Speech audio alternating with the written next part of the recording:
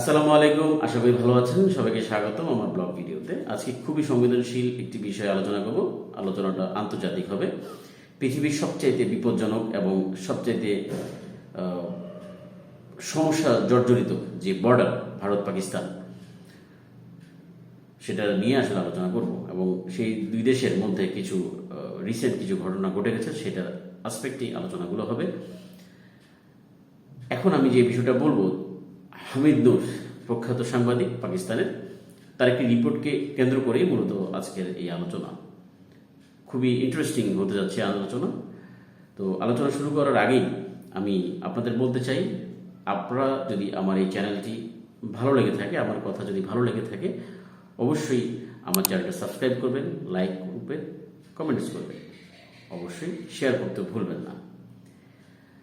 এখন আমি আসি আমার আলোচনায়। হামিদ মীর কি বলেছে? হামিদ মীর একটি রিপোর্টে বলেছে যে ইরানের যে যুদ্ধ হয়েছে সে সময় তাদের বিশাল একটি অংশ, ইউরেনিয়াম যে সমৃদ্ধ করেছিল সেই বিশাল একটি অংশ তারা পাকিস্তানের বেলুচিস্তান অঞ্চলে লুকিয়ে রেখেছে এবং সেই লুকিয়ে রাখার মাধ্যমে পাকিস্তান সরাসরিভাবে বলা যায় যে ইরানকে একটি সহযোগিতা করেছে। এরকম একটি আলোচনা বা রিপোর্ট ভারতের সংবাদ মাধ্যমে উঠে এসেছে এবং সেটাকে ভিত্তি করে হামিদ মীর আলোচনাটি করেছে। যদি আরো স্পষ্ট করে আমি বলার চেষ্টা করি, অধ্যাপক মেয়ার মাসরি, ইসরায়েলি অধ্যাপক, তিনি একটি কথা বলেছে যে ইরানের পরমাণু যে কর্মসূচি সেটা শেষ হওয়ার পরেই পাকিস্তানের পরমাণু যে কর্মসূচি এবং স্থাপনা সেগুলোর উপরে নজর রাখতে হবে এবং ধ্বংস করার সর্বোত্তম পরিকল্পনা করতে হবে। উনি কিন্তু তার সামাজিক যোগাযোগ মাধ্যমে এরকম একটি পোস্ট করেছে। সে বিষয়কে নিয়ে তিনি সামনের দিকে যে আলোচনাটাকে এগিয়েছে, ভারত বা তাদের মিডিয়া যেভাবে এই জিনিসগুলো নিয়ে বা এই বিষয়টা নিয়ে আরো বেশি অগ্রসর হচ্ছে বা কিছু অগ্রসর রিপোর্ট তারা বানাচ্ছে বা এগুলো নিয়ে একটা প্রপাগান্ডা চালানোর সর্বোত্তম চেষ্টা করছে যে ইরানকে সরাসরি যেটি সমর্থন জানিয়েছে ইরান ইসরায়েল যুদ্ধে এবং ইসরায়েলের সাথে একটি ভালো সম্পর্ক রয়েছে ভারতের এবং ভারতের সাথে পাকিস্তানের শত্রুতাপূর্ণ সম্পর্ক রয়েছে, যেহেতু ইসরায়েল থেকে বলা হচ্ছে যে ইরানের পরে পাকিস্তানের পরমাণু হামলা করার যে চিন্তা ভাবনা তারা করেছে সেটাকে সুযোগ বা কাজে লাগিয়ে, কারণ তারা কিছু একটা করার চিন্তা করতে যাচ্ছে বা আবার যুদ্ধে জড়াতে যাচ্ছে। এবং আমরা যদি বোঝার চেষ্টা করি, ভারত বরাবরই এই ধরনের কন্ট্রোভার্সি তৈরি করে এবং তৈরি করার মাধ্যমে একটি যুদ্ধ পরিস্থিতি তৈরি করে পাকিস্তানকে নিশ্চিহ্ন করার যথেষ্ট চেষ্টা তারা চালিয়ে আসছে। 1947 সালের পর থেকেই এই ধরনের কর্মকাণ্ড, বহু যুদ্ধ তারা জড়িয়েছে, বিভিন্ন ইস্যু দিয়ে তারা যুদ্ধ জড়িয়ে তারা এই কর্মকাণ্ডগুলো করেছে। যদি একদম রিসেন্ট আমি যদি বলে রাখি, বালাকোটে যে এয়ার স্ট্রাইক করেছে, যদিও এয়ার স্ট্রাইক কোনো কার্যকরী এয়ার স্ট্রাইক ছিল না, শুধু রাজনৈতিক ভোট কেন্দ্রিক যে বিষয়গুলো ভারতের কাজ করেছে সেটাকে ব্যবহার করার জন্যই তারা এই স্ট্রাইক চালিয়েছে, কিন্তু প্রকৃতপক্ষে এটা থেকে তারা কোনো লাভবান হয়নি। পেহেলগামের ঘটনা নিয়ে যে এয়ার স্ট্রাইক চালানোর চেষ্টা করেছে, তারা যাদের রাফেল পড়ে গেছে, রাফেলকে তারা টিকাতে পারেনি এবং সেই জায়গা থেকে ভারত কিছুটা ব্যর্থতার প্রমাণ দিয়েছে। সেই ব্যর্থতার প্রমাণের পরে ভারত কিছুটা পিছপা হয়েছে, যুক্তরাষ্ট্রের যে ইন্টারফেয়ারেন্স এসছে সেই পুরো বিষয়টা নিয়ে ভারত কিছুটা বিব্রত। এখন ভারত যে কোনো মূল্যে চেষ্টা করছে যে পাকিস্তানকে কোনোভাবে আবার যুদ্ধে জড়ানো যায় কিনা, এবং সেই যুদ্ধটা অবশ্যই ইসরায়েলকে নিয়ে করলে সবচেয়ে বেশি তারা কমফোর্ট ফিল করবে, কারণ তারা নিজে এককভাবে পাকিস্তানকে আর দমানোর যে সুযোগ তারা নেই সেটা আরো তারা বুঝে গেছে।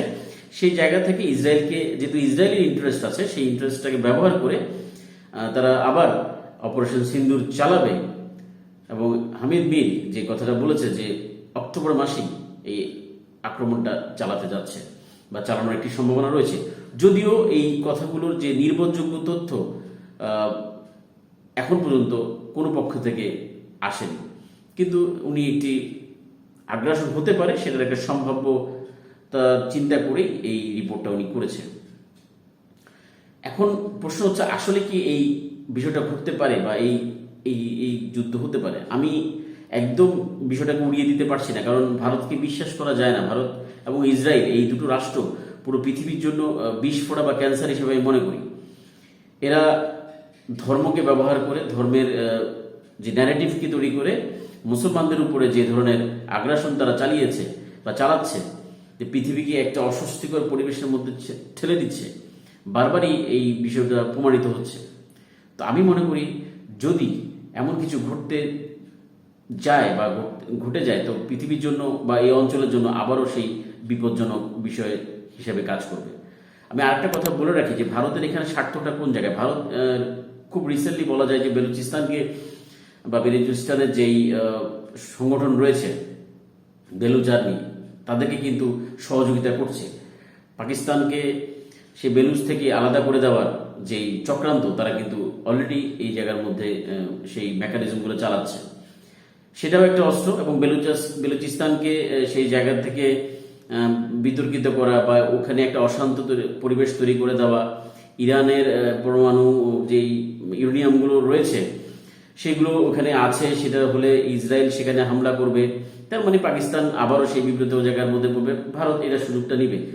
তো এই জন্য বলা যায় যে ভারতের মিডিয়া প্রোপাগান্ডা বা ভারতের যে গোয়েন্দা সংস্থা বা গোয়েন্দার যে কার্যক্রম, সেটা বলা যায় যে এটা একদম উড়িয়ে যাওয়া যায় না। কারণ ইরান এবং পাকিস্তানকে মোটামুটি ইসরায়েল একটি বলা যায় যে খুব পিক পয়েন্ট হিসেবে ধরেছে, যে তাদেরকে যেভাবে হোক এই পরমাণু অস্ত্র কোনোভাবে যেন তারা শক্তিশালী জায়গায় যেতে না পারে, এবং সেই যে অবস্থান বা যে স্থাপনাগুলো রয়েছে সেগুলো তারা ধ্বংসের জন্য যথেষ্ট পরিকল্পনা, বা তাদের যেই অধ্যাপকরা বলছে বা তাদের সামরিক শক্তির যেই সোর্সগুলো বলছে, সেই জায়গা থেকে বলা যায় যে একদম উড়িয়ে দেওয়ার মতো গল্প বা কাহিনী নয়।